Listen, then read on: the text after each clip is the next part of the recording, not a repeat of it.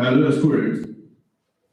तो आज हम लोग क्वेश्चन बैंक के सीरीज में aldehyde ketones and carboxylic acid के ऑब्जेक्टिव पर काम करेंगे। पिछले लेक्चर में हम लोगों ने क्वेश्चन बैंक के सब्जेक्टिव क्वेश्चन पर बात की और आपको अच्छी तरह से पता है कि हम लोग अभी 2009 जब से ये एनसीईआरटी सिलेबस बिहार बोर्ड में लागू हुआ 500 का एग्जाम होने लगा। उससे पहले 200 केमिस्ट्री 200 फिजिक्स ऐसे करके एग्जाम 700 का होता था, 900 का भी होता था। लेकिन 2009 ईस्वी से आपको 500 का सिलेबस लागू हुआ और एक 100 नंबर के सभी एग्जाम हुए।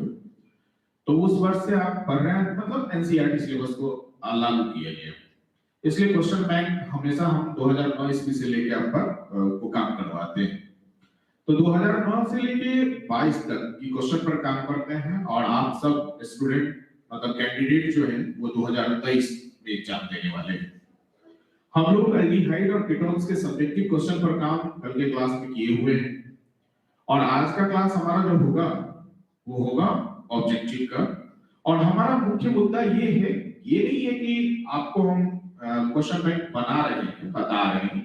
मुख्य मुद्दा ये है कि डिस्कशन आपके साथ में मिलकर करें और होगा क्या कि आपको आइडिया आएगा कि ऑब्जेक्टिव कहां-कहां से आता है, किस प्रकार से रहता है। और हम चाहते रहते हैं कि एक ऑब्जेक्टिव को बताने के क्रम में बहुत ज्यादा कांसेप्ट को जोड़ के आपको समझाया जाए कि इर्द-गिर्द उससे मिलता-जुलता कोई दूसरा ऑब्जेक्टिव अगर आए तो फिर आराम से उस क्वेश्चन को आप हैंडल कर लीजिए। समझ में आया? तो इसलिए हम लोग उस पे काम करते हैं। तो चलिए हम लोग उस कड़ी में शुरुआत करें। कुछ देर हम रुक के ही स्टार्ट लेते हैं कि सब बच्चे जुड़ जाएं। लेकिन जो बच्चे ना जुड़ पाते हैं तो फिर ये लेक्चर तो सेव रहता है, आप दोबारा देख सकते हैं, अपने टाइम के हिसाब से देख सकते हैं। आप जिनको लाइव देखने की इच्छा हो लाइव भी देख सकते हैं। तो चलिए हम लोग बात करें, शुरुआत करें ऑब्जेक्टिव क्वेश्चन से ही आज होगा शुरुआत। तो आपको ये पहला क्वेश्चन देख के ही लगा होगा कि 2009 में 9 से ये एनसीईआरटी सिलेबस और ऑब्जेक्टिव सिस्टम लागू हुआ है।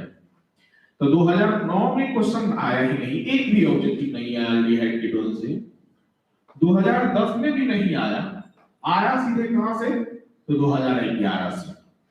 2011 में एक ऑब्जेक्टिव आया। तो पहला क्वेश्चन क्या है? which is able to form tutor ion. हम आपको बता दें ये ट्यूटर आयन टेक्निक पहले समझ लीजिए। ट्यूटर आयन के बारे में मैंने बायोमोलिक्यूल्स चैप्टर में पढ़ाया है। कहिएगा सर बायोमोलिक्यूल्स पढ़ाए हैं, बायोमोलिक्यूल्स में ही क्यों पढ़ाए? तो इसलिए बायोमोलिक्यूल्स चैप्टर में पढ़ाए कि वहां पर हम लोग एक कांसेप्ट पढ़ते हैं अल्फा एमिनो एसिड, जो कि अल्फा एमिनो एसिड बार-बार जुड़ के मतलब उसका पॉलीमर चेंज होके वो प्रोटीन का निर्माण करता है, प्रोटीन को बनाता है। तो वहीं पर एक शब्द पढ़े थे ट्यूटरेशन, ट्यूटर आयन। ट्यूटरेशन प्रोसेस का नाम था और बनता है ट्यूटर आयन। तो ये ट्यूटर आयन बनता उसी में है जिसमें निश्चित रूप से दो चीजें हो, एक इलेक्ट्रॉन का एक्सेप्टर हो या हाइड्रोजन का एक्सेप्टर हो, एक हाइड्रोजन को देता हो। मतलब सीधी बात में ये कहिए तो वही कंपाउंड बनाएगा जिसके फार्मूला में NH2 होगा और COOH दोनों होगा, COOH होगा। और बीच में कार्बन कम रहे ज्यादा रहे उससे डजंट मैटर, उस पे निर्भर नहीं करता है, लेकिन ये दोनों चीजें रहे। होता क्या है जब किसी कंपाउंड में ये NH2 और COOH दोनों रहता है तो ये एसिडिक बिहेवियर, यानी ये एसिड वाला नेचर शो करता है, ये एसिड वाला नेचर शो करता है। ये वाला जो ये है वो किस नेचर को शो करेगा? बेस नेचर को शो करता है।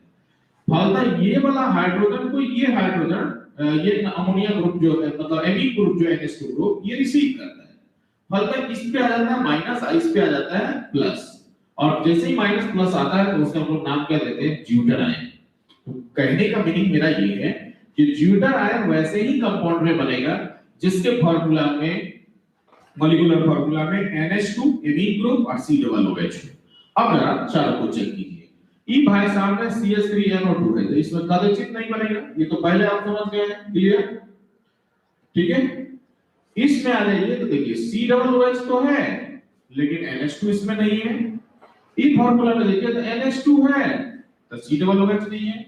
एक बस ये D ऐसा है जिसमें आपको NH2 भी है, इधर NH2 है, इधर COOH। और इसका नाम भी हमको पढ़ाए हैं बायोमोलिक्यूल्स में, और वो नाम है क्या? ग्लाइसिन। तो कहिएगा सर ये क्वेश्चन कहाँ का हुआ, बायोमोलिक्यूल्स का हुआ या एल्डिहाइड कीटोन्स कार्बोक्सिलिक एसिड का हुआ? देखिए दोनों जगह पर आप इस क्वेश्चन को रख सकते हैं, लेकिन हमसे अगर पूछिएगा कि रियलिटी में क्वेश्चन कहां से हुआ, तो ये बायोमोलिक्यूल्स का हुआ। लेकिन अगर कोई कार्बोक्सिलिक एसिड में भी डाल दिया है तो गलती नहीं डाला है, क्योंकि ये चैप्टर का नाम है aldehyde ketones and carboxylic acid. तो कार्बोक्सिलिक एसिड तो इसमें है ही ना, तो इसलिए ये यहां भी रख दिया है, तो कोई गलती नहीं है बायोमोलिक्यूल। हां, लेकिन रियलिटी में ये क्वेश्चन होने कहां चाहिए थे? बायोमोलिक्यूल्स में। उसमें ही हम लोग पढ़ते हैं प्रोटीन में अल्फा एमिनो एसिड, जिसका पहला नंबर हम लोग पढ़ते हैं ग्लाइसिन। तो वो ग्लाइसिन जो ड्यूटेराइन, तो ऐसे समझिए आप, फाइनली ऐसे समझिए कंसेप्ट कि ड्यूटेराइन उसी में बनेगा जिसके फार्मूला में NH2 और COOH दोनों हो, मतलब एमीन और कार्बोक्सिलिक एसिड दोनों ग्रुप हो, तब फिर उसमें ड्यूटेराइन बनेगा। और इसलिए बनेगा कि NH2 लिविश बेस है और वो COOH का H अपने पास रखता है, होता है NH2 पर प्लस और COO पर माइनस आता है। और कैसे वो पूरा प्रोसेस होता है, आप बायोमोलिक्यूल चैप्टर उल्टा के उसमें ड्यूरेशन एक टॉपिक पढ़ाए हैं, उस पूरा डेफिनेशन दिए हैं, मैकेनिज्म दिए हैं और तब बताए हुए, वहां से देख लीजिएगा। ये तो ऑब्जेक्टिव है ना, तो ऑब्जेक्टिव के लिए तो इतने याद रखिए कि NH2 और COOH जिसमें पाया जाएगा उस ड्यूटेराइन बनाएगा। दोनों ये देखिए, एक देख रहे हैं, ये सब फार्मूला था लेकिन उसमें एक एक कोई चीज पाया जाता था। यही एक ऐसा है जिसमें दोनों पाया जाता है, इसलिए यही केवल क्या कहता है, ड्यूटेराइन को बनाता है।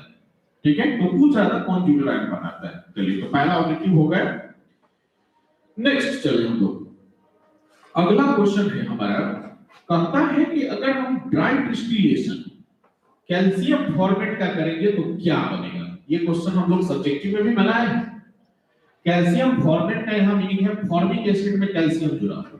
तो कल ही हम समझाए थे कि फॉर्मिक एसिड हो जाता है ये, और क्योंकि कैल्शियम की वैलेंसी 2 होती है तो हमेशा दुगो कैल्शियम, तो यहां से ये H हट जाता है और इसमें जुड़ जाता है क्या, कैल्शियम।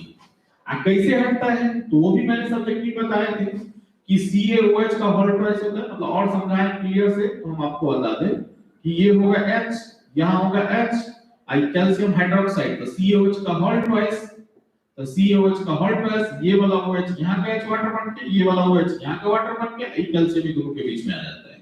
तब हम लोग जैसे ही भी फॉर्मिक एसिड में कैल्शियम जुड़ जाता है ना, तो उसे हम लोग बोलते हैं कैल्शियम फॉर्मेट। तो नहीं था, तो हम लोग तो जो डायरेक्ट पूछ रहे हैं कैल्शियम फॉर्मेट, ये तो पूरा रिएक्शन हो गया। तो कैल्शियम फॉर्मेट का मीनिंग हुआ फॉर्मिक एसिड में कैल्शियम का जुड़ना, ये हो गया। अब कहता है इसका डिस्टिल मतलब हीटिंग करेंगे तो क्या बनेगा भाई, ये पूछ रहा है। कल भी बताया था हीटिंग कैसे करेंगे, तो ये यहाँ का CaCO3 निकलेगा, चूना बन के निकलेगा। जैसे चूना बन के निकल जाएगा, ये क्या बचा आप देख लो, तो बचा SCHO। ये ना बचा, कल भी हम लोग बात कर रहे थे इस पर सब्जेक्टिव में, तो ये SCHO, ये SCHO को फॉर्मल्डिहाइड बोलते हैं हम लोग ना। तो इसमें देखो ना SCHO है आंसर ऑब्जेक्टिव में, तो पहला ही ऑप्शन है क्या, SCHO, मतलब आप इसका आंसर क्या होगा, SCHO। समझ में आई बात, फॉर्मल्डिहाइड नाम ऑप्शन में हो सकता है, फॉर्मल्डिहाइड नाम ही दे देते तो फॉर्मल्डिहाइड होगा। समझ में आई बात, ये तो थोड़ा टाइपिंग गलत है, ये फॉर्मल्डिहाइड, ये फॉर्मिक एसिड, ये एसिटिक एसिड, ये एस्टाल्डिहाइड। समझ में आई बात, तो वो आंसर क्या होगा, फॉर्मल्डिहाइड। नेक्स्ट वर्ड है अगला ऑब्जेक्टिव। अगला ऑब्जेक्टिव है which of the following undergoes Cannizzaro reaction, यही समझनी है। केंजारो रिएक्शन किसमें होता है, कल भी मैंने बताए थे, जो ये CO होता है ना, इस CO के बगल में जो कार्बन होता है ना, वो कार्बन के पास जब हाइड्रोजन होगा ना, यहां पर हाइड्रोजन एटम, तो उस हाइड्रोजन सबको हम लोग नाम देते हैं अल्फा हाइड्रोजन। और ये अल्फा हाइड्रोजन से बहुत कुछ क्वेश्चन बनते हैं, यानी अगर हम कहेंगे कि इसमें अल्फा हाइड्रोजन कौन है, तो CO का दियाद होता है अल्फा, और उसके पास जो हाइड्रोजन होता है ना, उसको हम लोग बोलते हैं अल्फा हाइड्रोजन। समझ में आई बात। तो कहता है क्या कि केंजारो रिएक्शन तभी संभव है जब अल्फा हाइड्रोजन एटम न हो, मतलब ये अगर हाइड्रोजन नहीं रहेगा ना, ये तभी संभव है, वैसे नहीं कि वो संभव है। समझ में आई बात, कार्बन हो भी ना तो उसके पास हाइड्रोजन नहीं हो, और मैंने याद कराने के लिए कल ही याद करा दिए थे कि इसके दो ही मेंबर हैं, एक है SCHO और एक है बेंजीन पर अल्डिहाइड बेंजल्डिहाइड। तो जैसे ही कहिएगा SCHO में सब, तो इसका स्ट्रक्चर खींच के देख लो, ये होगा। तो बगल में तो कार्बन है ही नहीं, तो हाइड्रोजन कहां से बनता है? कार्बन के पास में हाइड्रोजन। तो ये चारों रिएक्शन याद रख लीजिए, दो कंपाउंड जो बड़ा फेमस है, जो आपको पूछा जाता है, या तो ये फॉर्मल्डिहाइड में होता है, नहीं तो बेंजल्डिहाइड में होता है। ठीक है, तो इसका आंसर पैरामीटर तो अंडर कौन शो करेगा? फॉर्मल्डिहाइड शो करेगा। ये आंसर गलत है, सही कर लीजिएगा क्वेश्चन बैंक में, ये आंसर गलत है। आंसर इसका क्या होगा? डी। समझा? टाइपिंग गलत है, टाइपिंग एरर है, आंसर क्या होंगे इसके? डी होंगे। कि चारों रिएक्शन हमेशा उसमें होता है जिसके पास अल्फा हाइड्रोजन एटम नहीं होता है, और उसके दो प्रमुख मेंबर रख कीजिए, बहुत ऑब्जेक्टिव आता है। एक फॉर्मल्डिहाइड और दूसरा बेंजल्डिहाइड। बेंजल्डिहाइड में भी CHO जिस कार्बन से जुड़ता है उसकी 4 वैलेंसी डबल बॉन्ड और दो सिंगल बॉन्ड से ही जुड़ जाता है, हाइड्रोजन उसके पास नहीं होता है। तो बराबर ऑब्जेक्टिव आता है, थोड़ा समझ के चलेंगे आप उसको। ठीक है, नेक्स्ट आइए तीसरे के बाद चौथा। चौथा क्वेश्चन ये है, कह रहा है द रिएक्शन गिवन, मतलब जो रिएक्शन दिया हुआ है वो कौन सा नेम रिएक्शन है। अब क्वेश्चन जरा देख लीजिए, तो कहता है RCOCl, हम पूरा एक्सपेंड दे दिए, हाइड्रोजन को इसमें जोड़ना है, और एक रिएजेंट है PDBSO4, और रिएजेंट है ये हाइड्रोजन जोड़ेगा H2, तो जैसे जुड़ता है तो एक को H एक को Cl, HCl बन के निकलता है, एक हाइड्रोजन यहां जुड़ जाता है, ये बन जाता है RCHO। और इस रिएक्शन को देने वाले वैज्ञानिक थे कौन? रोजेनमुंड्स। तो इसलिए हम लोग इस नेम रिएक्शन का आंसर क्या होगा? रोजेनमुंड्स रिडक्शन। नेम रिएक्शन है रोजेनमुंड्स, लेकिन इसमें भी गलती टाइपिंग हो गया है, रोजेनमुंड्स। ठीक है, तो आंसर यहां डी नहीं होगा, मतलब डी नहीं आंसर होगा, आंसर क्या होगा? बी। ठीक है, आंसर क्या होंगे? बी होंगे, यानी RCOCl पर रट भी लीजिए आप PDBSO4। PDBSO4 को हम लोग रोजेनमुंड्स रिएजेंट बोलते हैं, और ये रोजेनमुंड्स रिएजेंट कार्बोनाइल हैलाइड या एसाइल हैलाइड को एल्डिहाइड में बदलता है, PDBSO4, और इसका नाम रोजेनमुंड्स रिडक्शन। रिडक्शन मतलब हाइड्रोजन जोड़ता है, PDBSO4 तो ना प्लेटिनम बेरियम सल्फेट। ठीक है, तो चलिए इसका भी काम हो गया। नेम रिएक्शन से बहुत क्वेश्चन आता है, कभी एक बार तो 5 नंबर में डायरेक्टली पूछ लिया था कि क्लेमेंसन और रोजेनमुंड दोनों को लिख के 5 नंबर का क्वेश्चन था, तो इसलिए थोड़ा सा ध्यान रखेंगे नेम रिएक्शन। नेक्स्ट क्वेश्चन पर आगे, 4 के बाद आते हैं 5। 5 बड़ा अच्छा क्वेश्चन पूछा हुआ है। क्या कह रहा है कि carbon atom in the carbonyl group. पहले तक कार्बोनाइल ग्रुप किसको कहते हैं? तो कार्बोनाइल ग्रुप होता है Cu, और चूंकि कार्बन का 4 बॉन्ड बनाता है, तो ऐसे यही हो ना, हम लोग शॉर्ट ऐसे लिखते हैं जगह जगह पर, ये तो ये हुआ कार्बोनाइल। हाँ, तब ना चैप्टर का नाम एल्डिहाइड कीटोन्स को एक दूसरा नाम कार्बोनाइल से दिया जाता है। तो कहता है इसमें जो कार्बन है ना, वो कार्बन की भाई हाइब्रिडाइजेशन क्या होगी? आपको अच्छी तरह से ऑर्गेनिक में याद होगा कांसेप्ट क्या है हाइब्रिडाइजेशन निकालने का। सिग्मा बॉन्ड गिनते हैं, तो ये भी एक सिग्मा, ये भी एक सिग्मा, इसमें भी एक को सिग्मा, एक को क्या होता है? पाई। हाइब्रिडाइजेशन जो निकलता है किससे? सिग्मा से। तो नंबर ऑफ सिग्मा कितने हैं? नंबर ऑफ सिग्मा है 3, तो 3 के लिए हाइब्रिडाइजेशन यहां क्या हो जाएगा? sp2। अगर 2 के लिए रहता 2 सिग्मा बॉन्ड, तो sp3 है, तो sp2 का 4 है, तो sp3। इसमें चूंकि कार्बन के पास लोन पेयर नहीं ना होता है, अगर लोन पेयर आता तो लोन पेयर उसमें जोड़ते हैं तब निकलता है। तो हाइब्रिडाइजेशन निकालना रिएक्शन मैकेनिज्म में शुरू में बता देते हैं, इसलिए आप वहां एक बार रिवीजन कर लीजिए हाइब्रिडाइजेशन कैसे निकलता है आराम से। और हाइब्रिडाइजेशन में हम फिर बोल रहे हैं, हाइब्रिडाइजेशन का क्वेश्चन अगर कहीं आता है तो वो आपको बहुत एंगल से क्वेश्चन आता है। अगर पी ब्लॉक मॉलिक्यूल का क्वेश्चन में आता है तो उसके निकालने का मेथड अलग है, या तो टीबी मेथड से निकाल लेते हैं। अगर कोऑर्डिनेशन कंपाउंड्स का है तो फिर उसके लिए आप पीवीटी थ्योरी को पढ़ते हैं, उस हिसाब से निकाल लेते हैं। और अगर वो ऑर्गेनिक का है तो सिग्मा बॉन्ड मेथड लगाते हैं, जो भी लगा के हम काम कर लिए। समझ में? तो इसलिए ध्यान रखेंगे और याद रख लेंगे, कार्बोनाइल ग्रुप का हमेशा हाइब्रिडाइजेशन क्या आता है? sp2, यानी आंसर क्या होगा? sp2। समझ में आएगा? चलिए नेक्स्ट ऑब्जेक्टिव आते हैं। 5 हो गए, 32 ऑब्जेक्टिव है टोटल इस चैप्टर में पूछा हुआ, समझ सकते हैं। कितना ऑब्जेक्टिव आता है एग्जाम में इस चैप्टर से? छठे आई। छठा क्वेश्चन आपसे पूछ रहा है क्या, वो समझिए। कहता है कि अगर इथाइल एसीटेट, तो पहले हम आपको समझा दें कि इथाइल एसीटेट किसको कहते हैं।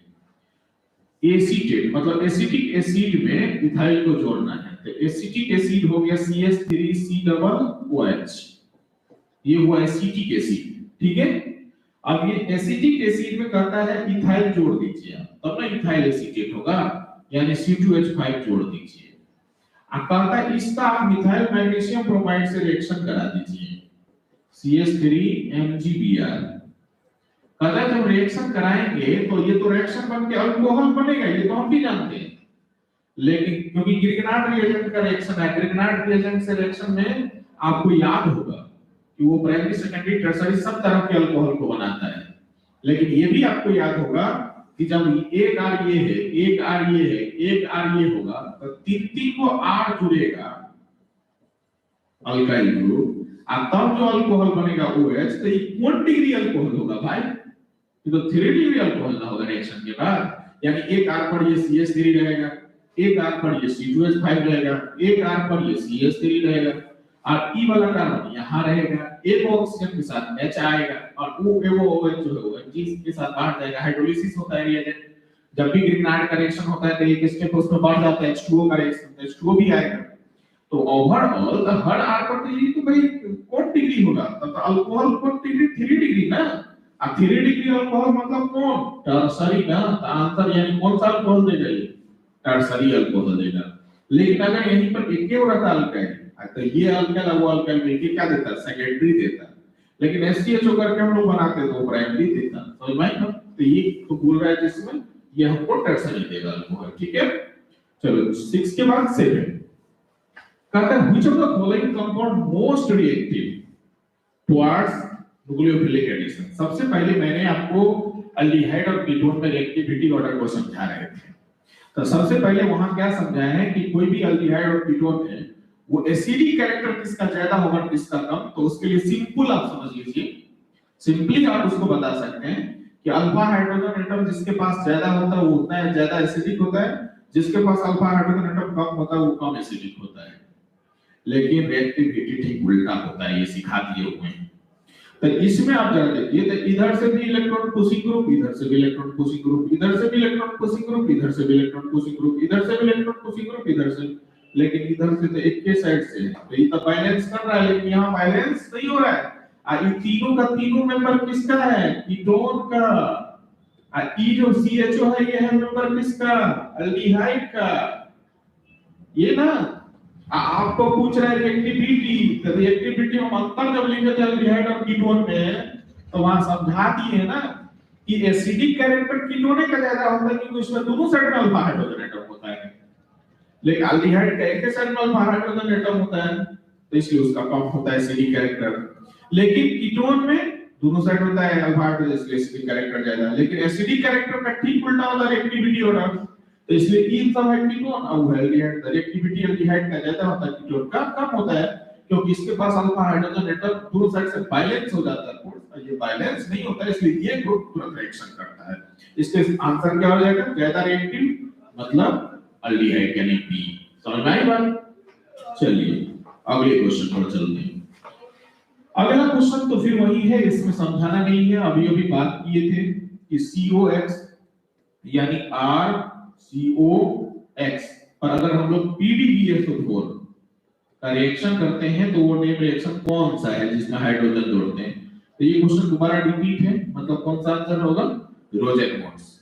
रोजेनमोन्स का रिएक्शन पर क्वेश्चन आता है। रोजेनमोन्स हमेशा एल्डिहाइड बनाता है, अल्काइल हैलाइड या कार्बोनाइल हैलाइड रिएक्शन होता है। रोजेनमोन्स का रिएजेंट PDBSO4 है, ये फेमस एक नेम रिएक्शन है जो ऑब्जेक्टिव में दो जगह देखे लिए हैं, सब्जेक्टिव में धरोले आता है, समझ में आया?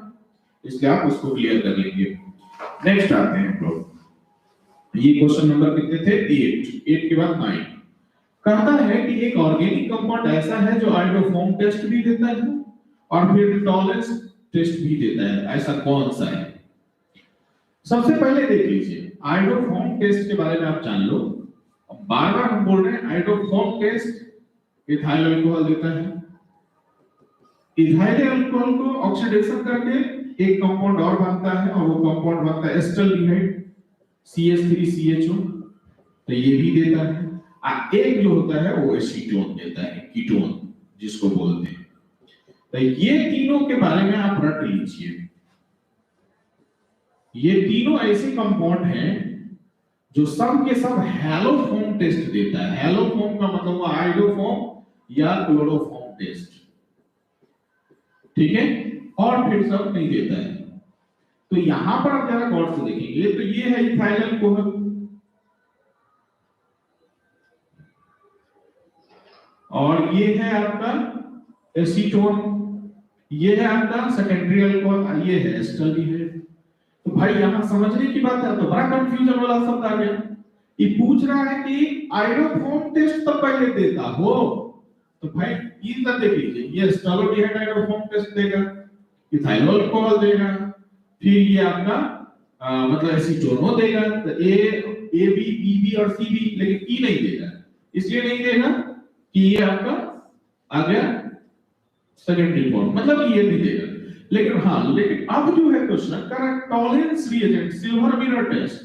तो सिल्वर मिरर टेस्ट हमेशा अल्डिहाइड पर ना, कीटोन पर नहीं होता है, क्योंकि टॉलरेंस रिएजेंट ऑक्सीडेशन करता है, तो अल्डिहाइड का ऑक्सीडेशन होता है, लेकिन कीटोन का तो कहता है इसमें दोनों होना चाहिए, एरोफॉर्म टेस्ट भी दिया और वो टॉलरेंस भी। तो उसका एक के को में अल्डिहाइड है, इसमें लिख रहा है कोई एक के वो यही है अल्डिहाइड, इसलिए आंसर इसका क्या होगा सिर्फ ए, क्योंकि टॉलरेंस टेस्ट किसके साथ होता है, अल्डिहाइड पर होता है। समझ में आई बात? तो इसलिए आंसर सिर्फ क्या होगा, ए होगा। ठीक है, चलिए नेक्स्ट आइए। अगला है कहता है केंजारो रिएक्शन नोट गिवन बाय, ऐसा चारों में से बोलता है ऐसा कौन सा है जो केंजारो रिएक्शन नहीं देता है? क्वेश्चन ये है भाई, तो केंजारो रिएक्शन कौन नहीं देता है? तो अभी अभी बार-बार समझा रहे हैं, केंजारो रिएक्शन वही देता है जिसके पास अल्फा हाइड्रोजन एटम नहीं होता है। तो कहीं का सर फॉर्मल्डिहाइड, तो फॉर्मल्डिहाइड का तो आप जानते हैं SCHO, B जो है वो एस्टल्डिहाइड, तो CH3CHO, C जो है वो बेंजल्डिहाइड मतलब बेंजीन परल्डिहाइड CHO, और D जो है फर्फ्यूरल। कितना कंफ्यूजन में आ गया होगा ये फर्फ्यूरल सुन के। आपको बायोमोलिक्यूल्स में कंपाउंड पढ़ाए थे जब हम रिंग बना रहे थे फ्रुक्टोज का, तो ये फ्यूरेन रिंग बताए थे। उसी फ्यूरेन रिंग में जब हम अल्डिहाइड जोड़ देते हैं ना, तो उसे बोलते हैं फर्फ्यूरल। समझ में आया? ठीक है, इस नाम है फ्यूरेन में अल्डिहाइड जोड़ देना है। तो कहता है कि चारों में से ऐसा कौन सा है जो केंजारो रिएक्शन नहीं देता है? नोट लगल है, नोट ध्यान से, जब ऑब्जेक्टिव बनाते हैं तो इस सबको जरा गौर से देखिएगा कि नोट लगल है तो फिर उल्टा हो जाएगा सीधा। तो नहीं देता है, इसके पास तो ई तो देता है, ई भी देगा क्योंकि सी जिस कार्बन से जुड़ा होगा यहाँ हाइड्रोजन होगा नहीं, अल्फा हाइड्रोजन होगा नहीं, यहाँ पर अल्फा हाइड्रोजन नहीं होगा, इसलिए ये देगा। ये भी जहां पर जुड़ा है यहाँ पर, तो यहाँ भी अल्फा हाइड्रोजन एटम नहीं होगा, तो ए भी मतलब केंजारो रिएक्शन ए भी शो करेगा, सी भी शो करेगा, डी भी शो करेगा। ये कौन पूछ रहा है कि कौन सा शो नहीं करेगा, नोट। तो कौन सा शो नहीं करेगा, तो इसमें देखिए ना, इसका दिया दिए है अल्फा, ये अल्फा हाइड्रोजन एटम है, मतलब ये शो नहीं करेगा, इसलिए आंसर क्या हो जाएगा, बी। आंसर क्या हो जाएगा, बी, क्योंकि इसमें लगा है नोट नहीं शो करेगा। समझ में आया? क्लियर होगा चीज? तो ये थे केंजारो रिएक्शन के क्वेश्चन। चलिए नेक्स्ट आते हैं। नेक्स्ट जो हमारा क्वेश्चन होता है ऑब्जेक्टिव का 11, कह रहा है कि ये क्वेश्चन 2019 में है, कहता है CH3COOH, इसका हमको IUPAC नाम बोलिए।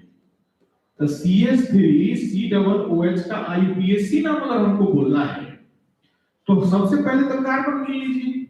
तो कार्बन गिनेंगे तो एक दो कार्बन क्या होगा, ई, सिंगल बॉन्ड ए एंड ई देते, नहीं ई हटा लेंगे इसलिए कि COOH का वही एसिड का दो वोवेल हो जाएगा। रूल ये है कि वो पहला वाला वोवेल हट जाता है, तो सीधे हो जाएगा क्या, इथेनोइक एसिड। आंसर दिख लिया अब कहां है, तो ये है आंसर बी। तो हो गया, कौन आएगा, आईयूपीएसी नाम केवल लिखना था। चलिए अगला क्वेश्चन पर आते हैं। अगला है जनरल फार्मूला ऑफ अल्केनल। अल्केनल का मीनिंग क्या हुआ पहले वो समझिए। कहता है कि अल्केनल मतलब है अल्काइल, उस अल्काइल में अल्डिहाइड जुड़ल है। तो कहे सर हम लोग किसी समय आप समझ लेते हैं, देखिए अल्काइल और उसमें अल मतलब अल्डिहाइड, तो वहां से समझ में आ जाता है ना। तो इसका अगर फॉर्मूला को कोई बोलेगा तो भाई हो गया क्या, अल्काइल का आर, अल्डिहाइड का CHO। लेकिन ये तो पूछ रहा है जनरल फॉर्मूला में क्या होगा, आर का फॉर्मूला क्या होता है अल्काइल का, अल्काइल का फॉर्मूला होता है CnH2n+1। ये अल्काइल का फॉर्मूला CnH2n+1, ठीक है। अब इसमें हमको CHO जोड़नी है, तो CHO को जोड़नी है तो कार्बन की संख्या क्या होगी यहाँ, ये देख लीजिए। तो कार्बन की संख्या जो n है वो तो n रहेगा ही, लेकिन यहाँ जो हाइड्रोजन संख्या एगो तो बढ़ जाएगा, ये हाइड्रोजन एगो हाइड्रोजन तो हमेशा इसमें बढ़ जाएगा, तो हम एगो को जोड़ देंगे। मतलब ये जो 2n है तो ये हो गया Cn, ये हो गया H2n, एगो जो बढ़ जाएगा वो क्या, ऑक्सीजन है ना, समझ रहा है बात, और तो कुछ ही बढ़ेगा नहीं, क्योंकि कहीं कहिएगा क्यों नहीं बढ़ेगा। तो देखिए जैसे यहाँ जितना कार्बन होगा तो एगो कार्बन यहाँ बढ़ जाएगा, तो वो काम करेगा n का, एगो जो हाइड्रोजन है उसमें बढ़ जाएगा, तो हो गया वही, तो मतलब बराबर हो जाता है, केवल एगो एक्स्ट्रा चीज क्या है, ऑक्सीजन। तो इसलिए हमारा आंसर क्या हो जाएगा, CnH2n+O। समझ में आया। चलिए नेक्स्ट आते हैं, अगला है which of the following acid found in vinegar, सिरका। कहता है सिरका किसको कहते हैं, इसको तो रट लेगा डाल एसिडिक एसिड, याद रख लीजिए आप। कुछ नाम ऐसे हैं ना जो थोड़ा सा रट लेना पड़ेगा आपको, जैसे आप दूध में लैक्टिक एसिड तो CH3CH OH, टार्टेरिक एसिड तो COOH CHOH, जैसे पायरोलिग्नस एसिड, तो पायरोलिग्नस एसिड में मिथेनॉल होता है, मिथाइल अल्कोहल सबसे ज्यादा होता है, जो वुड स्प्रिट लकड़ी के रस में मिलता है। उसके बाद एसीटोन होता है, थोड़ा मात्रा में एसिटिक एसिड भी 10% होता है, तो 10% एसिड, वो सब विनेगर सिरका में एसिटिक एसिड होता है। कुछ ऐसा है जो याद रख लीजिए आप। तो ये पूछ रहा है कि सिरका विनेगर में क्या, विनेगर किसको बोलते हैं, एसिटिक एसिड को, एसिटिक एसिड होता है, ठीक है। चलिए नेक्स्ट आ जाइए, और भी एसिड और पता है, जैसे ये हुआ एसिटिक एसिड विनेगर सिरका, ई हुआ आपका फॉर्मिक एसिड जो चींटी के डंक में पाया जाता है, ई है आपका प्रोपेनोइक एसिड। चलिए नेक्स्ट आते हैं, आंसर होगा इसका विनेगर सिरका एसिटिक एसिड, मतलब CH3COOH। क्वेश्चन नंबर 13 था, 13 के बाद आइए 14। कहा है 14 क्वेश्चन क्या कि फंक्शनल ग्रुप किसका बताइए, कीटोन का। कि what is the functional group of ketone, ketone आपको याद होगा कीटोन का ये ना होता है कि CO दोनों साइड में, तो ये हो गया कीटोन का फंक्शन। तब ना इसको ऐसे लिखिए या तो इसको ऐसे लिखिए, ये हुआ कीटोन, दोनों के बीच में था, इधर भी R इधर भी R, तो ये हुआ ना कीटोन जब दोनों होता है। ई है अल्डिहाइड, ई है कार्बोक्सिलिक एसिड, ई है अल्कोहल, पूछ रहा है कीटोन, आंसर क्या होगा ए। और राइट बात। नेक्स्ट आइए, ये क्वेश्चन थे आपके क्वेश्चन नंबर 14 के बाद आइए 15। कह रहा है कि अगर हम लोग इस कीटोन का, तो चलिए हम कीटोन का RCOR का रिडक्शन कर दें लिथियम एल्युमिनियम हाइड्राइड से, मतलब हाइड्रोजन जोड़ दें, हाइड्रोजन अगर हम जोड़ दें तो ये कौन सा कंपाउंड बनेगा। सिंपल है कि अगर इसको एक्सपेंड फॉर्म में लिखिएगा तो ऐसे लिखिएगा, CO को ऐसे लिखिएगा, इस CO को एक्सपेंड फॉर्म में, हाइड्रोजन जुड़ेगा तो एक हाइड्रोजन यहाँ, एक हाइड्रोजन यहाँ, रिडक्शन करेंगे तो lithium aluminium hydride reducing agent है ना, तो रिडक्शन हाइड्रोजन ना जोड़ेगा, तो कहता है कौन सा अल्कोहल बनाएगा। आप देख लीजिए कौन सा बनाएगा। OH जिस कार्बन से जुड़ा है एक हाइड्रोजन है, एक हाइड्रोजन वाला सेकेंडरी अल्कोहल होता है, दो हाइड्रोजन हुआ तो प्राइमरी अल्कोहल, एक हुआ तो सेकेंडरी, और एक भी नहीं तो टर्सरी अल्कोहल। तो सिंपल जानते हैं, आइए है रिड्यूसिंग एजेंट जो हाइड्रोजन जोड़ने का काम करता है। नेक्स्ट आइए 15 के बाद 16, कहता कौन ऐसा है जो अल्कोहल कंडेंसेशन को दिखाता है। बार बार ये कल भी हम सब्जेक्टिव में बता रहे थे, जो इसके पास अल्फा हाइड्रोजन एटम नहीं रहेगा वो दिखाएगा केंजारो। तो कौन कौन सा है जो अल्फा हाइड्रोजन एटम नहीं है, तो याद रख लीजिए आप, फॉर्मल्डिहाइड, बेंजाल्डिहाइड, अभी हम एक फॉर्फ्यूरल भी दे दिए थे, मतलब जिसके पास अल्फा हाइड्रोजन एटम नहीं होगा वो केंजारो, और जिसके पास अल्फा हाइड्रोजन एटम होगा वो होगा अल्डोल कंडेंसेशन। ठीक है, तो चलो चेक करिए इसमें किसके पास अल्फा है, ठीक है, और उसमें भी किसके पास, अल्डिहाइड वाले मेंबर के पास, तो इधर बेंजल्डिहाइड देखना फार्मूला में लिख दिया, स्ट्रक्चर में देखिए तो बेंजल्डिहाइड वाला तो केंजारो रिएक्शन दिखाता है। और ये है एक मात्र ऐसा ये है जिसका पड़ोस में अल्फा है और कीटोल्डिहाइड है, इस तो अल्डिहाइड वाला दिखाता है, नाम देखना अल्डोल, अल्डोल अल्डिहाइड का, तो इसलिए कौन सा होगा, बी आंसर होगा, क्योंकि उसके पड़ोस में अल्फा हाइड्रोजन एटम है। तो आप ऐसे याद रख लो ना, हम सब सिंपल बताते हैं। फॉर्मल्डिहाइड, बेंजल्डिहाइड यानी C6H5CHO और फॉर्फ्यूरेल ये सब केंजारो रिएक्शन दर्शाता है, लेकिन जो इसको छोड़ के एस्टल्डिहाइड CH3CHO ये सब कौन अल्डोल का कंडेंसेशन दिखाता है। ठीक है, चलिए नेक्स्ट 20 के बाद आ जाइए हम क्वेश्चन नंबर 17 पर आइए। कहता है कि CuNH2 का नाम क्या है। ठीक है, तो CuNH2 का नाम क्या होता है, अमाइड। ठीक है, एमिनो का नाम NH2, कार्बाइलेमिन मतलब NC हो जाता है, कार्बाइलेमिन जब बात होती है तो आइसोसाइनेट की बात होने लगती है, ये एमिनो का है वो इमिनो का है, जब सेकेंडरी एमिन जुड़ जाता है NH2 का बोलते हैं उसको हम लोग। तो कैसे याद कैसे रखेंगे, बड़ा सिंपली आप पूरे जो कॉमन नेम में शुरू में पढ़ाते थे रख लीजिए ना। फ्लोरीन है तो फ्लोरीन है, फ्लोराइड क्लोरीन तो क्लोराइड, ब्रोमीन तो ब्रोमाइड, आयोडीन तो आयोडीन, हेलोजन हेलोजन कितने होते हैं, अल्कोहल में OH है तो अल्कोहल, और बेंजीन पर OH है तो फिनॉल, दो R के बीच में O है तो ईथर। फिर उसके बाद आप आ जाइए, अगला चैप्टर क्या है, एल्डिहाइड कीटोन कार्बोक्सिलिक एसिड, उसमें आप 7 को रख लीजिए। अल्डिहाइड है तो CHO, कीटोन है तो दो R के बीच में CO, एस्टर है तो दो R के बीच में COO, और कार्बोक्सिलिक एसिड है तो दो मतलब COOH, और फिर उसके बाद अमाइड है तो CONH2, कार्बोनाइल हैलाइड है तो COX, और एनहाइड्राइड है तो दो को COO दो को साइड में रख के बीच में ऑक्सीजन हो तो एनहाइड्राइड। ये हो गया एल्डिहाइड कीटोन का सारा। एमीन में रख लीजिए NH2 हो गया, primary amine NH, secondary amine N, tertiary amine.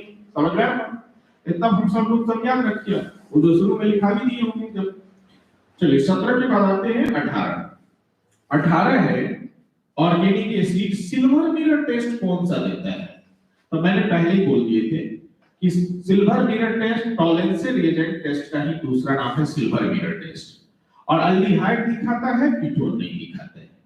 लेकिन मैंने एक बता रहे कि मतलब अल्डिहाइड दिखाता है कीटोन नहीं दिखाता है, कार्बोक्सिलिक एसिड का भी कोई मेंबर टेस्ट नहीं दिखाता है, लेकिन एक प्राइमरी मतलब पहला जो उसका एको कार्बन वाला है फॉर्मिक एसिड वही केवल दिखाता है और कोई नहीं। ठीक है, तो याद रख लीजिए, देखिए silver mirror test, Tollens test, ferric solution test, ये ऑक्सीडेशन करना ये अल्डिहाइड का होता है, कीटोन का नहीं होता है। लेकिन कार्बोक्सिलिक एसिड में किसी का नहीं होता है एक्सेप्ट फॉर्मिक एसिड, मतलब फॉर्मिक एसिड के सिवा किसी का नहीं होता है। इसके आंसर क्या होगा, फॉर्मिक एसिड। जबकि एसिड कार्बोक्सिलिक सब है, सिर्फ इसी का इसलिए होगा कि ये फॉर्मिक एसिड है, पहला मेंबर है जिसमें अल्काइल ग्रुप नहीं है, इसलिए होगा। अल्काइल ग्रुप दिख रहा है, अल्काइल ग्रुप जैसे आ गया तो उसका नहीं होगा, अल्काइल ग्रुप नहीं है इसलिए इसमें हो जाता है। क्लियर हो गया, चलिए ये भी होगा। क्वेश्चन नंबर 18 तक आ गए आप। 18 के बाद 19 पढ़िए। कह रहा है कि अगर CH3Cl का हम लोग ऑक्सीडेशन करेंगे तो क्या बनेगा। मैंने आपको बार बार बोल दिए थे जब H2O का रिएक्शन होगा तो करता क्या है, एक मॉलिक्यूल नहीं दो मॉलिक्यूल रिएक्शन H2O भाग लेता है, वो 4 को हाइड्रोजन में से 3 को हाइड्रोजन, 4 को है ना इसमें हाइड्रोजन, उसमें से 3 को हाइड्रोजन इस NH3 को दे देते हैं, N को दे देते हैं, तो ये अमोनिया गैस बन के उड़ जाता है। 2 दूनी 4, 4 में से 3 को हाइड्रोजन नाइट्रोजन का दे दिया, अमोनिया बन जाएगा। अब 2 को ऑक्सीजन है, को हाइड्रोजन बचा ले, कार्बन को दे दीजिए तो हो जाएगा क्या CH3COOH। तो ये क्या बन गए, एसिटिक एसिड। कौन सा इसका आंसर है, देख लीजिए, ये समझ में आया क्लियर। ये हाइड्रोलिसिस ऑफ साइनाइड दूसरी बात कार्बोक्सिलिक एसिड प्रिपरेशन में बताया हुए हैं ये। ठीक है, 19 के बाद आइए 20 क्या बोल रहा है, हाइब्रिडाइजेशन अब ये तो बताया हुए थे, कहता कार्बोनाइल ग्रुप में जो कार्बन है ना, जैसे ये कार्बन दिया हुआ, कहता ये जो कार्बन है कार्बोनाइल ग्रुप में इसका हाइब्रिडाइजेशन क्या होगा। तो अभी तो एक क्वेश्चन पहले बताया था, रिपीट क्वेश्चन, ये भी सिग्मा, इसमें एगो सिग्मा एगो पाई, तो सिग्मा की संख्या कितनी 3 और 3 जिसका लगता है तो उसका हाइब्रिडाइजेशन क्या होता है sp2। ये तो पीछे ही बताए थे, तो रिपीट क्वेश्चन था। चलिए 2021 के बाद आ जाइए, सॉरी 21वां नंबर क्वेश्चन पर। कहता है formaldehyde on heating with NaOH तो क्या देगा? फॉर्मल्डिहाइड है तो SCHO, फॉर्मल्डिहाइड है तो SCHO, ठीक है। आपको अच्छी तरह से याद होगा कि SCHO का 2 मॉलिक्यूल लेंगे और जब अल्कली का रिएक्शन, अल्कली है ना NaOH, तो ये क्या बना देता है? Methyl alcohol. साथ में कौन चीज और बनाता है? HCOO के निकलता है। नीचे लिखिएगा तो यहाँ के दीजिए, आगे दीजिए, प्लस लेके लिखिए। ये कौन सा नेम रिएक्शन याद होगा? केंजारो। अभी बार-बार बोल रहा है केंजारो रिएक्शन का क्वेश्चन देख रहे हैं कितना आता है। तो ये है केंजारो रिएक्शन का। तो ये रिएक्शन होता है, पूरा प्रोसेस ये है और ये मिथाइल अल्कोहल को बनाता है। तो ये फॉर्मल्डिहाइड से होगा तो मिथाइल अल्कोहल बनाएगा, बेंजाइलडिहाइड से होगा तो बेंजाइल अल्कोहल बनाएगा।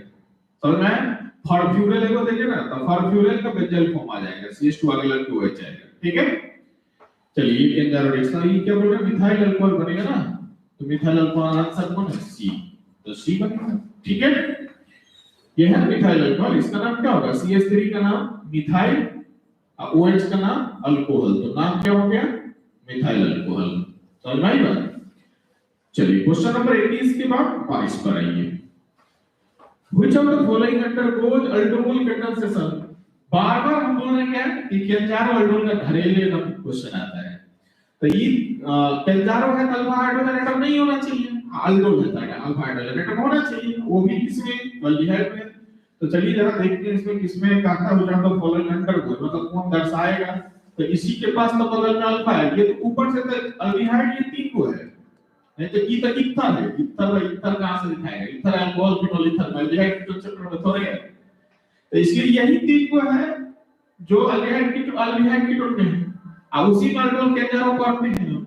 अब केंजारो होता है उसमें जिसमें अल्फा हाइड्रोजन एटम नहीं है, तो ये देखिए इस समय केंजारो का, लेकिन ई दिया है इसका अल्फा, मतलब ये होगा अल्डोल का। अब समझ में? तो ई दोनों दिखाएगा केंजारो, ई है इथर का विलियमसन सिंथेसिस से बनाते हैं। ई जो है वो है आपका क्या? वो जो है इसके पास अल्फा हाइड्रोजन एटम है, मतलब अल्डोल कंडेंसेशन। अब समझ में आई बात? क्लियर? चलिए 22 भी खत्म हो गया है, 23 पर आइए। फिर रिपीट क्वेश्चन, कहता है कैल्शियम फॉर्मेट को हिट करेंगे तो क्या बनेगा? अभी हम क्वेश्चन शुरू में ही लाए थे, HCOO करके ऐसे, ठीक है। आइए कैल्शियम ऐसे आया था ना, हिट किए थे तो कैल्शियम कार्बोनेट ऐसे निकला था, तो SCHO बन गया था ना। तो आंसर ये, तो रिपीट क्वेश्चन है, दोबारा आया हुआ क्वेश्चन है, पहले ही मैंने आपको समझा दिए थे ये क्वेश्चन। चलिए क्वेश्चन नंबर 23 हो गया। तो इसके आगे बात करें हम लोग, ये रिपीट क्वेश्चन था आपका। 21 के बाद आ जाइए, मतलब सॉरी 23 नंबर क्वेश्चन के बाद 24 बोल रहा है कि एसीटोन का IUPAC नाम लिखिए। तो एसीटोन किसको बोलते हैं? अब हमको समझाने की जरूरत है नहीं, दो CH3 के बीच में CO आता है तो उसे क्या बोलते हैं? एसीटोन। तो ये एसीटोन का इसका IUPAC नाम लिखिए। IUPAC नाम लिखेंगे तो कार्बन की 1 2 3 कार्बन का रूट वर्ड क्या होता है? प्रोप। 3 कार्बन का root word prop. Single bond के लिए ANE होता, लेकिन CO कीटोन के लिए क्या जोड़ते हैं? ओन। कीटोन के लिए अल्डिहाइड के लिए अल, अल्कोहल के लिए ओल, कीटोन के लिए ओन, अमाइड ग्रुप में अमाइड, समझ में? एल्कीन ग्रुप में अमाइड जोड़ते हैं इसे। तो हो गया क्या? कीटोन है तो ओन जोड़ दिए, कितना पर है? 2 पे है तो 2। तो इस 2 को आगे भी लिख सकते हैं, यहां भी 2 प्रोपेन ओन या प्रोपेनोन 2 या प्रोपेन 2 ओन ऐसे लिख सकते हैं। तो देख लीजिए आंसर कौन सा है? ये प्रोपेनोन। हो गया? क्लियर हो गया चीज? कहीं कोई दिक्कत इसमें? चलिए नेक्स्ट हम लोग बढ़ते हैं। 24 नंबर ऑब्जेक्टिव हो गया, 25 पर आते हैं। 25 नंबर है when acetylene it pass through dilute मतलब पानी, H2SO4 से HgSO4 के, मतलब एसिटिलीन का पहले याद कर लीजिए आप। एसिटिलीन फल पकाने वाली गैस है जो बायोलॉजी में भी पढ़ाया जाता है। बायोलॉजी में भी कंट्रोल करने की क्षमता ये सब जो पढ़ाई जाती है ना, तो वहां पर केमिकल सब पढ़ाया जाता है। ऑक्सी केमिकल, साइटोकिनाइन, फिर उसके बाद जिब्रेलिन, उसके उसी में पढ़ाया जाता है एसिटिलीन जो फल पकाने वाली गैस होती है। जैसे आम कच्चा है, अगर पेड़ में है और कच्चा है मतलब उस समय में एसिटिलीन नहीं बना रहता है, लेकिन जब पकने के समय आ जाता है उसका, तो उसमें स्टील बन जाता है, इसलिए आम क्या हो जाता है, मतलब फल पक जाते हैं। ठीक है, तो ये सब वहां पढ़ाए जाते हैं बायोलॉजी में। तो ये एसिटिलीन C2H2, और उसको कह रहा है कि अगर इसमें हम लोग H2SO4 HgSO4 की उपस्थिति में रिएक्शन कराएंगे तो होता क्या है, लिखा है ना डाइल्यूट पानी। H2 का रिएक्शन जैसे होता है तो 2 को हाइड्रोजन इसमें आएगा, ऑक्सीजन सीधे जुड़ जाता है, एडिशन रिएक्शन होता है। ठीक है, अब जरा देख लो ना, एक 2 कार्बन है, एक कार्बन ये, एक कार्बन ये, दो क्या 2 कार्बन, 2 हाइड्रोजन ना 2 यहाँ 4, 3 आए, 4 आएगा ऑक्सीजन। तो ये था एसिटिलीन, इसकी उपस्थिति होती है H2SO4 HgSO4 कैटालिस्ट है यहाँ, और उसके नीचे वाटर निकलता है एसिटिलीन। ये हो गया क्या, एसिटाल्डिहाइड। तो याद रख लीजिए, जब एसिटिलीन को हम लोग हाइड्रोलाइज करवाते हैं, हाइड्रोलिसिस करवाते हैं H2SO4 और HgSO4 की उपस्थिति में, तो किसको बनाता है, एसिटाल्डिहाइड CH3CHO को बनाता है। ठीक है, तो चलिए ये भी ऑब्जेक्टिव क्लियर हो गए। क्वेश्चन नंबर हम बात करें 25 के बाद, 25 के बाद 26 पर। 26 नंबर क्वेश्चन अब समझाने की जरूरत है नहीं, और यहां से इसका पिछला जो क्वेश्चन था ये भी 2022 का क्वेश्चन था भाई, मतलब क्वेश्चन नंबर कहां से, 25 से आ गए हैं 2022, जो इस बार एग्जाम हुआ था उसका। अब तो 23 में आप लोग हैं, तो ये 32 क्वेश्चन, मतलब 7-8 ऑब्जेक्टिव आया हुआ है, 8 ऑब्जेक्टिव आए हुए हैं 2022 में इस चैप्टर से। 25 के बाद 26 क्वेश्चन आइए। 26 नंबर क्वेश्चन क्या है, तो कहता है कि ये रिएक्शन हम दे रहे हैं, बताइए कौन सा। ये क्वेश्चन 3 बार, तीसरा रिपीटेशन हो रहा है, मतलब ये क्वेश्चन तीसरी बार है, सेम ही क्वेश्चन कि अगर PDSO4 CO पर करके रिएक्शन करवा रहे हैं तो कौन सा नेम रिएक्शन, तो वो कौन सा नेम रिएक्शन है, रोजेनफॉर्स। लेकिन 4 को दे रहे हैं, हम चारों के बारे में चर्चा कर लेते हैं। केंजारो जो फॉर्मल्डिहाइड बेंजोल्डिहाइड पर होता है, अल्फा हाइड्रोजन इसमें नहीं होता, उसमें होता है।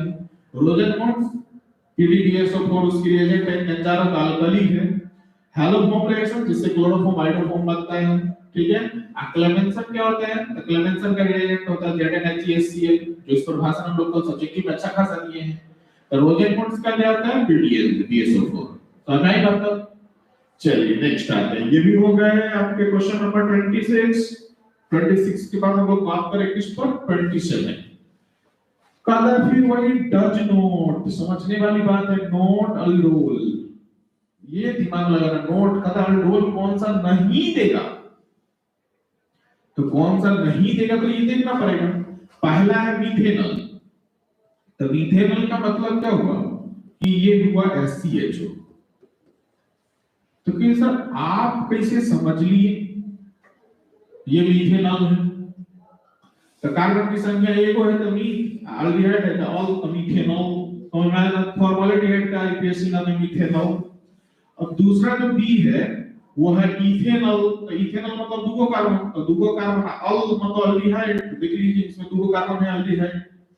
C कहिएगा क्या है, तो प्रोपेनोन, प्रोपेनोन मतलब हुआ एसीटोन, सबका IPSC नाम लिखा है। और D क्या है, प्रोपेनॉल, प्रोपेनॉल मतलब 3 कार्बन प्रो।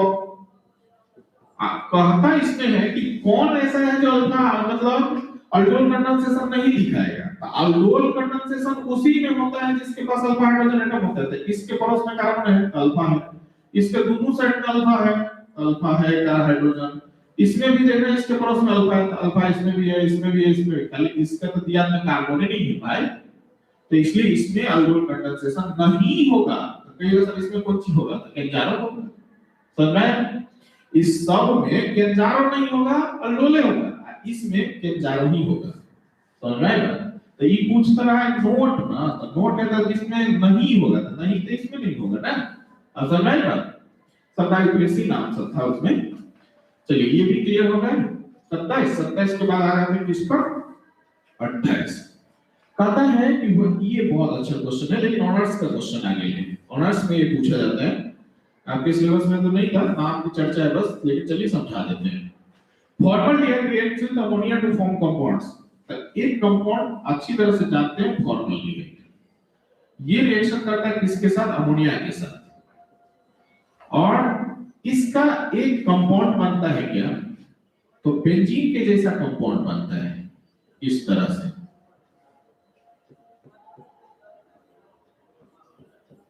ठीक है,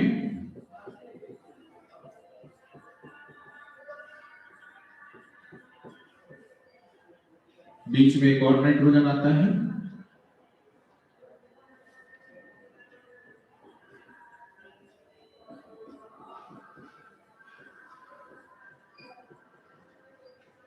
इस तरह से एक कंपाउंड बनता है। ठीक है, थोड़ा बड़ा कंपाउंड है, साथ में वाटर भी निकलते हैं। और ये बैलेंस करने के लिए हम आपको बता दें कि ये बैलेंस कैसे होता है। तो कै गो नाइट्रोजन है, 1 2 3 4, तो इसका मतलब हमको 4 अमोनिया चाहिए। ठीक है, ये हो गया नाइट्रोजन SCHO। तो हमको इसमें देखना है 1 2 3 4, 4 नाइट्रोजन है तो 4 गो अमोनिया चाहिए। CH2 कै गो है, 1 2 3 4 5 6, तो 6 गो SCHO चाहिए। ठीक है, अब बैलेंस करके देखिए, बैलेंस हो गया और अच्छा H2O निकल जाता है। तो ये रिएक्शन है। तो कहिएगा सर ये पूछ रहा था कि फॉर्मल्डिहाइड अगर अमोनिया से रिएक्शन कर रहा है तो क्या बनेगा, ये पूछ रहा है। तो इसका जरा गौर से देखिए कितना CH2 है। तो 1 2 3 4 5 6 CH2 है, तो हेक्सामिथिलीन, CH2 को मिथिलीनो बोलते हैं, तो हेक्सामिथिलीन। कै गो अमीन है, 1 2 3 4 गो अमीन है, तो टेट्राइमीन।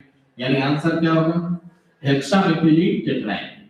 लेकिन इसी हेक्सामिथिलीन टेट्राएमीन को पूरा बेटा चौक यूरोट्रोपिन के नाम से भी जाना जाता है। ये सब ऑनर्स वाले को पढ़ाते हैं। चलिए आगे, कोई दिक्कत नहीं, लेकिन आपके सिलेबस से बाहर की बात थी। हेक्सामिथिलीन ये यूरोट्रोपिन, इसका दवाओं में, मतलब दवा में जो है ना, पूरा बेटा चौक पर जो दवा का सुनते होंगे आप, पूरा बेटा चौक यूरोट्रोपिन के नाम से जानता है, इसी हेक्सामिथिलीन प्राइमीन को। तो कहिए सर ये दवा यूरोट्रोपिन का काम क्या है। अभी आप लोग को जरूरत ना पड़ेगा, ये बुढ़ोती वाले सबको ज्यादा जरूरत पड़ता है। तो बुढ़ोती में क्या, आप किसी बुढ़े बाबा सबसे सुनते होइएगा कि अभी और ठंडा मौसम में वो बैठ के कभी तो दूध दातेगा, तब आपको क्या बोले जाते हैं, वो आपको तब बोलेगा कि वो हमारा का पेशाबे न हो, सुनते होइएगा। तब पेशाब नहीं होने का मतलब देखिए है क्या, समझ लीजिए। हम लोग जो चाय, चीनी, कॉफी, कैफीन, तंबाकू, निकोटीन, ये सब है केमिकल। मतलब रट भी लीजिए, टी में टेनिन मतलब चाय में टेनिन, कॉफी में कैफीन, तंबाकू यानी टोबैको में निकोटीन। ये केमिकल सब ऐसे हैं ना जो हमारे शरीर में जाके कोलेस्ट्रॉल मॉलिक्यूल को तोड़ता है। ठीक है, और वो तोड़ने के बाद यूरिक एसिड का निर्माण करता है। और आपको अच्छी तरह से पता है पेशाब जो होता है, यूरिन जो होता है, वो सिर्फ आप यूरिन नहीं बोलिए, जल मतलब पानी के साथ साथ जब उसमें यूरिक एसिड, यूरिया, फिनॉल, अन्य कुछ चीज और जब मिल जाता है तो उसे आप पेशाब यूरिन बोलते हैं, जिसमें पानी का प्रतिशत 96% होता है।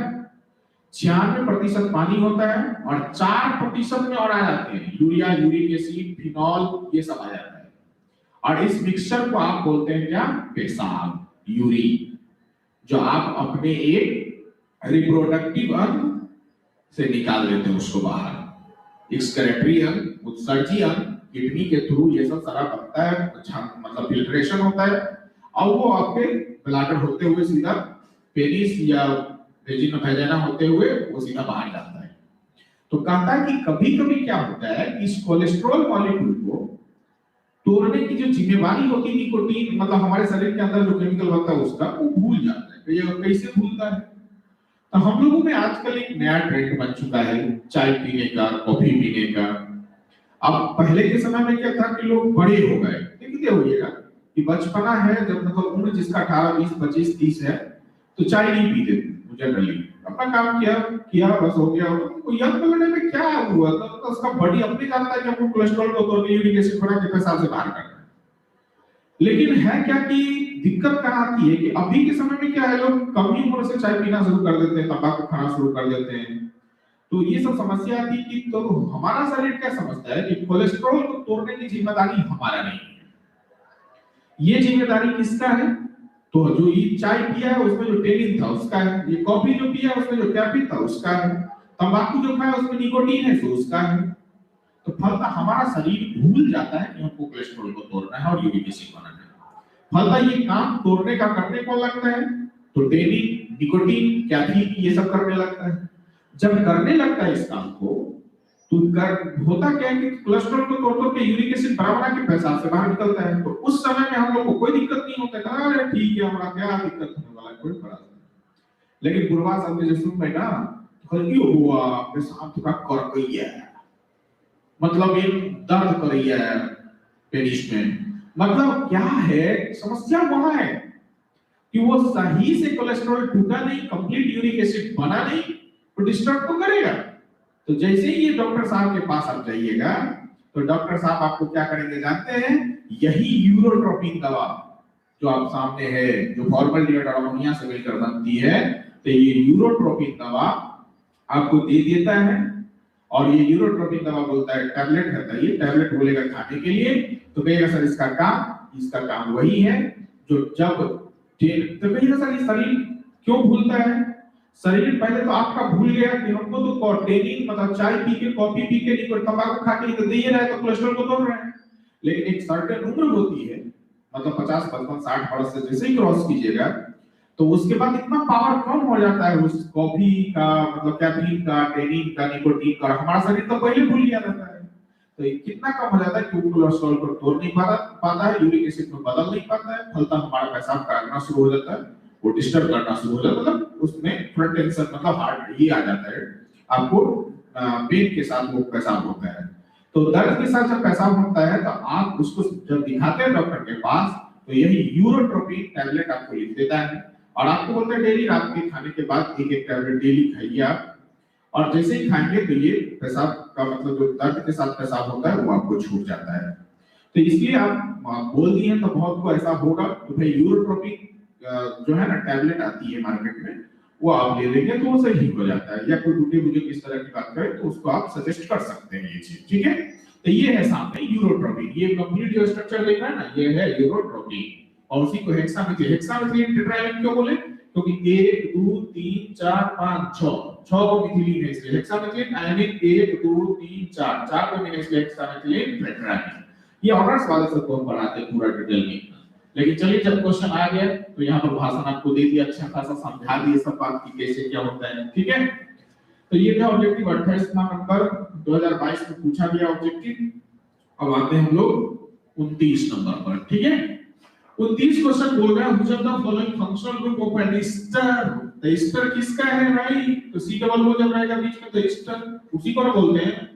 जब CHO है तो एल्डिहाइड, CO बीच में है तो कीटोन, C डबल O है तो एस्टर, CONH2 है तो एमाइड, COX है तो मतलब कार्बोनाइल या acyl halide.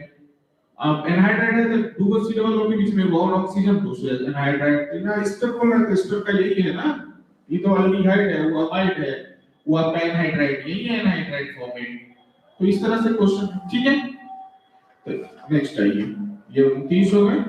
30 by which of the following can formic acid and formaldehyde be distinguished? मतलब कौन ऐसा हमारे पास सॉल्यूशन है जो जिससे फॉर्मिक एसिड और फॉर्मल्डिहाइड को अलग कर सकते हैं?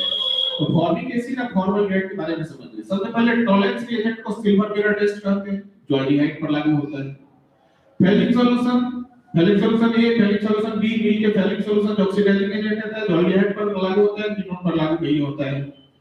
ये बेनेडिक्ट सॉल्यूशन हम लोग क्या बोलते हैं? तो sodium bicarbonate, calcium carbonate, sodium carbonate को मिक्स होकर बनता है। एक सोडियम बाइकार्बोनेट है जिसका फार्मूला होता है NaHCO3, जो खाने पीने में यूज होता है, बेकिंग सोडा के नाम से जाना जाता है। यही एक ऐसा है जो आपको फॉर्मिक एसिड और फॉर्मल्डिहाइड को टेस्ट से अलग-अलग बता सकता है कि कौन सा है, ठीक है। इसका आंसर क्या होगा? डी। चलिए नेक्स्ट हम लोग काम वो सॉरी 30 ऑब्जेक्टिव थे, हमको लगा था 32 ऑब्जेक्टिव, ठीक है। तो टोटल ऑब्जेक्टिव की संख्या कितनी थी? 30। बात समझ आए? 30 ऑब्जेक्टिव की टोटल संख्या। आपको वैसे हम क्वेश्चन बैंक दिए थे, आप वहां से भी चेक कर सकते हैं, हम भी देख लेते हैं एक बार।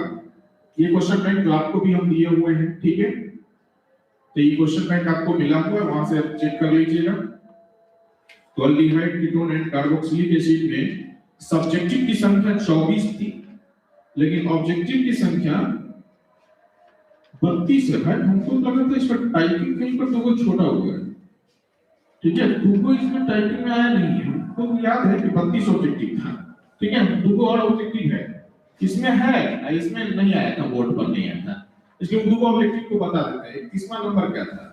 31वां नंबर जो ऑब्जेक्टिव है, कह रहा है कि RCOOH, वैसे हम बता दिए थे ये RCOOH haloalkanes haloarenes से भी बता दिए थे कि Br2 का रिएक्शन होके बनता है तो कौन सा नेम रिएक्शन है, तो हुंट्स-डाइकर, वो तो बता दिए थे, हेलो एल्केन्स हेलो एरिन से भी बता दिए थे, ये हुंट्स-डाइकर है।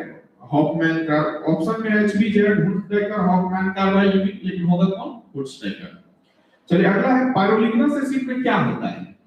तो पायरोलिग्नस एसिड बोले थे ना, मिथाइल अल्कोहल उसमें सबसे ज्यादा होता है, लकड़ी के रस में होते हैं, और उसमें मिथेनॉल मिथाइल अल्कोहल सबसे ज्यादा, उसके बाद एसीटोन 10% एसिटिक एसिड होता है, ये अभी भाषण बोल भी रहे थे, तो 10% एसिटिक होता है, एसिड होता है उसमें, तो रट लीजिए आप, पायरोलिग्नस एसिड, वुड एस्प्रेट, मिथाइल अल्कोहल उसमें सबसे ज्यादा होते हैं, और उसके बाद अगर कोई होता है तो एसीटोन होता है, 10% एसिटिक एसिड भी होते हैं। तो टोटल 32 ऑब्जेक्टिव आपको इस चैप्टर से, इस 2009 से लेके 22 तक में आया हुआ है। उसमें भी इस वर्ष मतलब 2022 में सबसे ज्यादा ऑब्जेक्टिव कोई चैप्टर से आया तो इसी से आया है, जिसकी टोटल संख्या कितनी थी? 8 थी। हम लोग सभी को डिस्कशन किए हैं।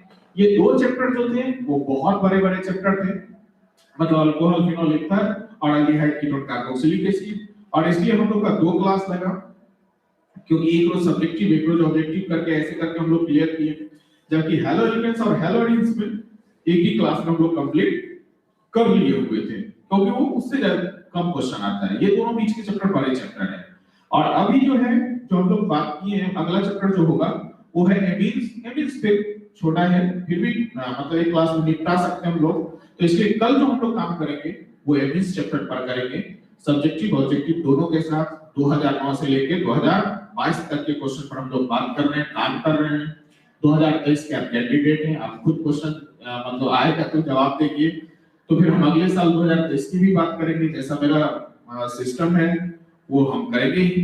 लेकिन आप देखिए, जितना हम यहाँ ऑब्जेक्टिव बताए तो बहुत सारा पॉइंट ऐसा होगा क्लियर हुआ होगा स्पष्ट कि ऑब्जेक्टिव कहां से आया। तो आप क्या देख रहे हैं कि नेम रिएक्शन से ज्यादा क्वेश्चन आ रहा है, जैसे मतलब आपको रोजेनमुंड्स है, क्लेमेंसल है, ओल्फ-किश्नर है, फिर उसके बाद आपको आ जाइए अल्डोल कंडेंसेशन है, कैंजारो रिएक्शन है, कोलविच रिएक्शन है, रीमन-टीमन है, उसके बाद विलियमसन सिंथेसिस है, उसके बाद आप आ जाइए तो वुड रिएक्शन है, वुड फिटिग है, एमीन्स में आ जाइएगा तो कार्बाइल एमीन है, उसके बाद आपको हॉफमैन ब्रोमामाइड है। तो ये नेम रिएक्शन से ज्यादा क्वेश्चन आ रहा है, कांसेप्ट को पकड़िए और आराम से उसको बनाइए, ठीक है। तो ये थे आपके कंप्लीट एल्डिहाइड, कीटोन्स और कार्बोक्सिलिक एसिड के क्वेश्चन बैंक। हम लोग कल जो बात करेंगे अगले लेक्चर में, अगले क्लास में, वो बात होगी एमीन्स का, सीधी स्टाइल में हम लोग बात करेंगे। तो मिलते हैं हम लोग कल। Thank you and good night.